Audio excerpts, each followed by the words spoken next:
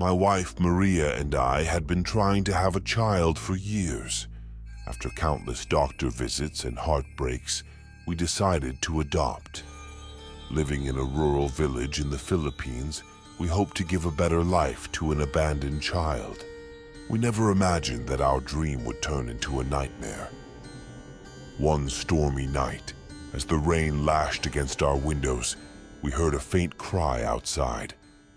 Maria and I rushed to the door, and there, wrapped in a tattered blanket, was a baby.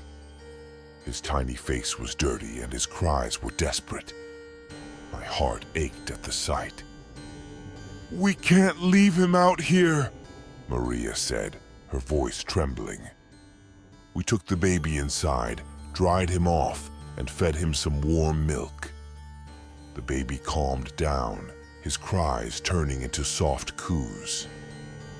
We decided to name him Gabriel. That night, as he slept in a makeshift crib beside our bed, I felt a sense of peace wash over me. Our family was complete. The next few days were blissful. Gabriel seemed like any other baby, albeit with an unusually intense gaze that sometimes sent shivers down my spine. But soon, strange things began to happen. One night, I woke up to the sound of soft humming. It was a lullaby I had never heard before, eerily soothing yet unsettling. I turned to Maria, but she was fast asleep. The sound was coming from Gabriel's crib. As I approached, the humming stopped abruptly. Gabriel stared at me with his dark, unblinking eyes. "Did you hear that?" I asked Maria the next morning. "Hear what?" she replied, looking puzzled. "The lullaby," I said. "It was coming from Gabriel's crib." Maria brushed it off, blaming it on my overactive imagination. But I couldn't shake the feeling that something was wrong. The next incident was even more disturbing. One afternoon, while Maria was out, I was in the living room when I heard Gabriel's laughter. It was a deep, guttural sound that no baby should make. I rushed to his crib, only to find it empty. Panic set in as I searched the house, calling his name. I found him in the kitchen, standing on the table, looking at me with a sinister smile. How had he gotten there? He was too young to walk, let alone climb onto a table. I snatched him up, my hands trembling. That night, I confronted Maria. "Something is wrong with Gabriel," I said. "He's not normal."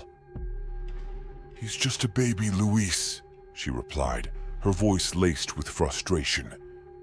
"You're being ridiculous." But deep down, I knew there was something sinister about our adopted son. The lullaby, the laughter, his sudden movements, they were all signs of something dark. The final straw came a week later. Maria had gone to the market, and I was alone with Gabriel. As I watched him play with his toys, I heard the lullaby again. This time, it was louder, almost deafening. I looked at Gabriel, and his form began to shift. His baby face contorted into a grotesque, demonic visage. Sharp teeth, red eyes, and a twisted grin stared back at me. A chill ran down my spine as I realized what he was.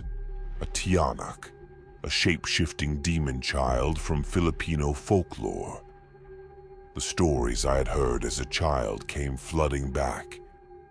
Tiyanaks were said to lure unsuspecting people by taking the form of abandoned babies, only to reveal their true nature and bring misfortune or death. I backed away, my heart pounding. Gabriel, or rather the Tiyanak, let out a spine-chilling laugh. I grabbed a crucifix from the wall and held it out in front of me, praying for protection. "Leave us!" I shouted. "Go back to where you came from!" Tiyanak's grin widened, but it began to retreat. As it moved towards the door, it shifted back into the form of a baby. With one final haunting cry, it disappeared into the night. Maria returned to find me sitting on the floor, clutching the crucifix, tears streaming down my face. I told her everything, and though she was skeptical at first, the look in my eyes convinced her. We left the village the next day, hoping to leave the horrors behind. But the memory of Gabriel, the Tiyanak, still haunts me. Every time I hear a lullaby, I remember that night and the terror that filled our home.